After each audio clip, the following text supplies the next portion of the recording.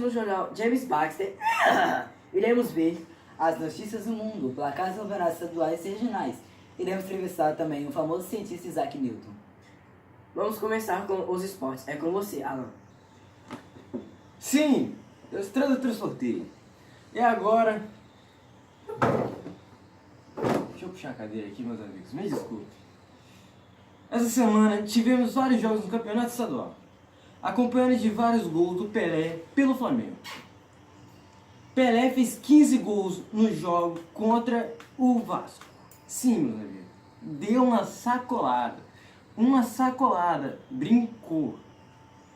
E os outros resultados dos outros jogos, mano, foram que botaram fogo no diabo. Sério, sério.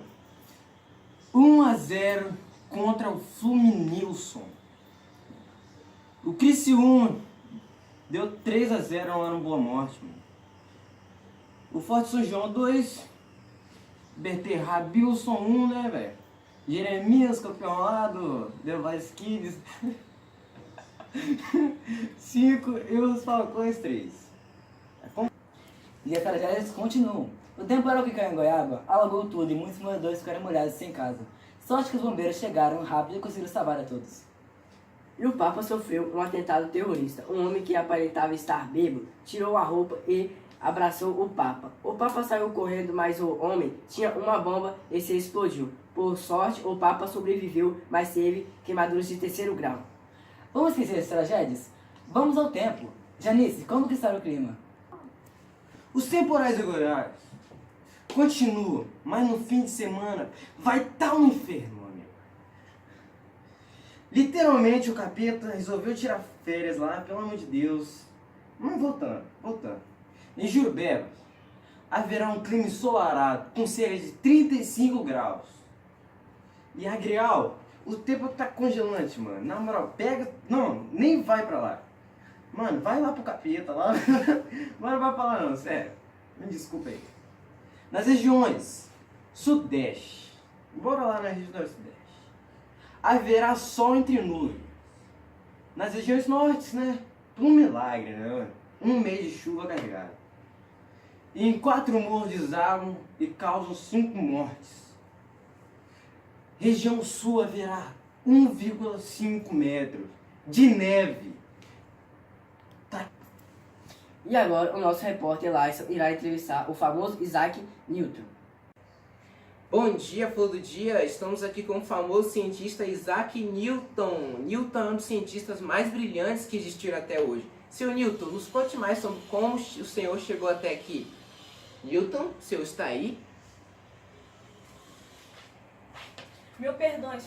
Ah, ele chegou aqui, ele se atrasou um pouquinho. Gostaram do mas meu look? Não estou pelada, galera. ele é muito engraçado, gente. Mas então, Newton, conte-nos mais, como que o senhor chegou até aqui? Cara, pode me chamar de Isaac. Então, por onde eu começo? Deixa eu ver. Eu nasci na Inglaterra no dia 25 de dezembro de 1642. Eu tive um nascimento complicado, pois nasci prematuro, sabe? O povo da minha região dizia que eu era tão pequeno que cabia numa vasilha.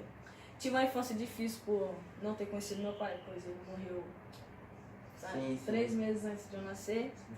E minha mãe, após a morte dele, minha mãe se casou com outro cara e foi morar com ele. Aí eu fiquei aos cuidados de minha avó, que me causou um estresse psicológico, fazendo que eu tivesse surto de estresses, desejo paranoico de vingança, instabilidade mental ocasional. Sim. Então, Newton, dá pra ver que o senhor teve uma vida difícil. Mas conte mais coisas pra gente. Deixa eu ver aqui um pouco. Quando eu tinha 12 anos, fui cursar meu primeiro grau em Grattan, que ficava a 5 km de distância de onde eu tinha me hospedado, sabe? Na escola, desculpe, eu tenho um tique, sabe? Sim, eu sei. Porque cientista, sabe? Tem tique. Na escola, meus estudos eram quase inteiramente em latim e grego antigo. A matemática era simplesmente ignorar a proporção daquela época. Você consegue entender? Os caras não entendiam matemática. Isaac, o senhor parece ser uma pessoa muito plena, calma. O senhor já teve algum problema na escola ou algo parecido? Cara, então, quando eu ainda estava em Grattan, um valentão me deu um chute no estômago e eu desafiei a uma luta no pátio da igreja, sabe? Ele era bem mais forte do que eu. Eu era um palito comparado a ele. Ele desafiou. Aí, mas isso não deixou isso me abalar nem me amedrontar. Mas eu tinha tanta determinação, cara, que eu espanquei tanto, até ele pedir arrego, você acredita? Um palito, cara. E mesmo assim, não foi o bastante pra mim. Eu peguei as orelhas dele, peguei aqui, sabe? Rastei na parede da igreja. E meio que isso também eu não senti que fosse suficiente, que eu teria ganhado dele intelectualmente. E com isso eu comecei a estudar, para ser mais inteligente que ele, ser superior a ele, sabe? E os esforços já foram chegando. Sim. Minha gente, Isaac Newton, como nunca vimos, então, quer dizer que o Senhor era uma pessoa destemida, seu Isaac? Podemos dizer que sim. Isaac, qual foi sua primeira grande responsabilidade que o Senhor teve na sua vida? Deixa eu ver. Quando eu tinha 17 anos, minha mãe já tinha voltado de viagem, pois o homem a qual ela tinha casado havia morrido e ela me deu a função de administrar a fazenda. Mas eu, como fazendeiro, era muito inútil, bem mais inútil. Eu tinha que vigiar os carneiros, mas eu preferiria ler um livro abaixo de uma árvore. Teve uma vez que eu fui negociar em Grata e deixei a cargo do ajudante a venda da produção de animais, e enquanto eu corria até a casa do meu antigo senhor, o Sr. Clark, para pegar alguns livros. Você acreditaria se eu falasse que os carneiros se espalharam pela colina, os porcos invadiram os campos de milho do vizinho e a cerca divisória se detalhou de tal forma que se tornaram ilegais? E por isso fui levado ao tribunal e tive que pagar uma multa. Bem louco, né? Mano, Isaac, mais uma pergunta. Demorou para as pessoas reconhecerem que o Senhor era um gênio, uma pessoa muito inteligente? Demoraram para eles reconhecer isso? Como gênio? Meu tio, por parte de mãe, e meu professor ingrato reconheceram meu talento, sabe? E conseguindo convencer minha mãe a me colocar de volta na escola ingrata, onde meu professor iria me preparar para ser admitido no Trinity College. Sim. Nossa, mas o Senhor foi admitido no Trinity College? Calma, né, Jales? Tá muito apressado. Respira, ó. Respira. Tá. Em julho de 1661, eu parti de Cambridge, onde fui admitido no Trinity College. Eu tinha, 18 anos quando cheguei em Cambridge, e era 2 anos mais velho, bem mais velho, 2 anos mais velho que os alunos de lá, e muito mais pobre, cara. Minha condição financeira era bem ruim, muito mais pobre. E eu fui aceito lá como um bolsista, sabe? E tive que trabalhar como uma espécie de camareiro junto do meu orientador. Sim, Newton, quando foi que o senhor ganhou seu primeiro diploma ou algo assim? Peraí, tô passando minha boca. Então, com certeza, pode me passar. Em julho de 1665, eu recebi meu diploma de bacharel. Bacharel? Que coisa grande! Newton, qual foi sua primeira grande conquista além de bacharel, que pra mim já é gigante? Cara, deixa eu ver. Minha primeira conquista, deixa eu ver. Foi o cálculo. Nossa, o cálculo? Nunca teria imaginado que seria isso. Mas, Newton, é verdade mesmo que o senhor criou a lei da gravidade a partir de uma maçã que caiu do seu lado? Aliás, poderia explicar essa lei pra gente? Claro que explico. E sim, mesmo que muito ache que é uma teoria ou uma lenda, a maçã realmente caiu do meu lado. Mas agora vamos às explicações. Ao ver a maçã cair da árvore, concluí que todos os corpos são atraídos para a Terra sem que tenham qualquer velocidade inicial, sabe? Então a Terra deveria ter uma força de atração que os obrigassem a cair em sua direção. Então seria a mesma gravidade que prenderia, sabe? Prenderia a Lua em órbita ao redor da Terra. E mesmo com o Sol, que exerce essa força para manter a Terra e os demais planetas ao seu redor, eu concluí que existe uma força de atração mútua em todos os corpos, a qual dependeria de sua massa. E esse meio que seria a explicação bem resumida. Se é que você me entende. Pessoal, vocês acabaram de ver o gênio Isaac Newton explicando a lei da gravidade. Mas, Newton, e aquelas leis? As suas 3 leis? As famosas 3 leis de Newton. Será que você poderia explicar elas pra gente? Rapaz, você é muito curioso, hein? Mas sem problema, porque conhecimento é poder, meu jovem. Com certeza. Eu explico sim. Vamos começar pela primeira lei, meu garoto? Pode ser, vamos. Ok, vamos lá. A lei da inércia, como também é conhecida, né, nessa lei eu afirmo que um objeto permanecerá em repouso ou em movimento uniforme, em linha reta, a menos que tenha seu estado alterado pela ação de força externa. Se vocês não sabem o que é inércia, fica bem difícil para vocês entenderem essa lei, mas eu explico, com certeza. Inércia é a tendência natural de um objeto a resistir a alterações em seu estado original de repouso ou movimento. Em outras palavras, um objeto parado sempre tende a permanecer parado e um corpo em movimento sempre tende a permanecer em movimento.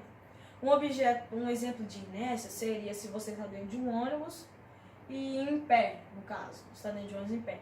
E o ônibus freia muito forte, bruscamente. E por isso, por inércia, somos atirados para frente, entendeu? Nossa, essa lei é um pouco complicada.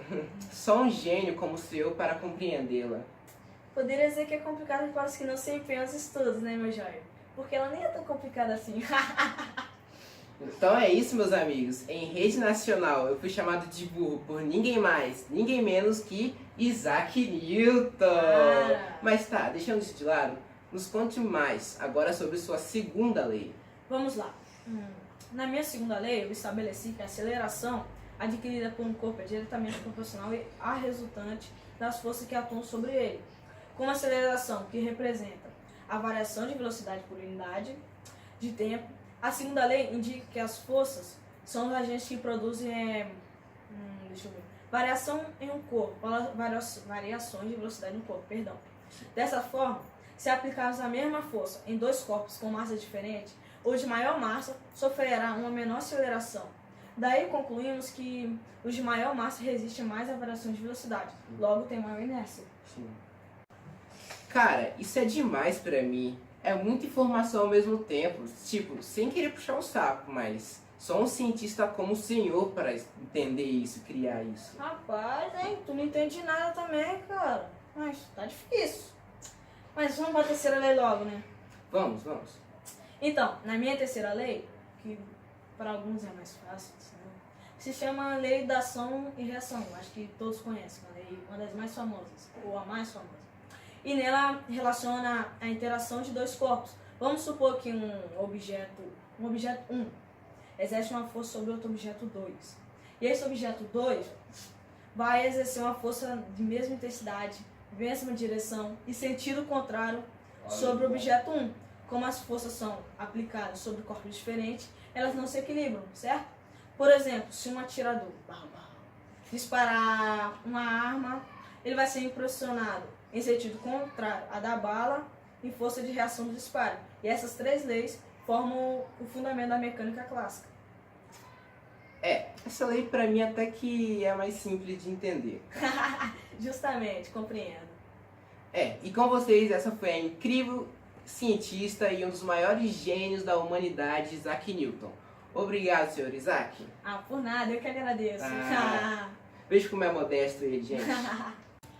Como vocês viram, o grande gênio Isaac Newton já passou por várias coisas até chegar aqui.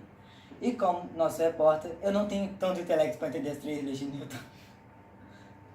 E com isso, terminamos o jornal. Obrigado por assistir até aqui.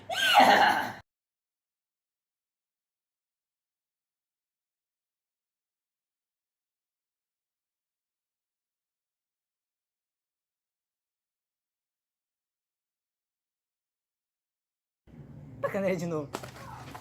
Macacos me mordam! Eureka! Gravidade!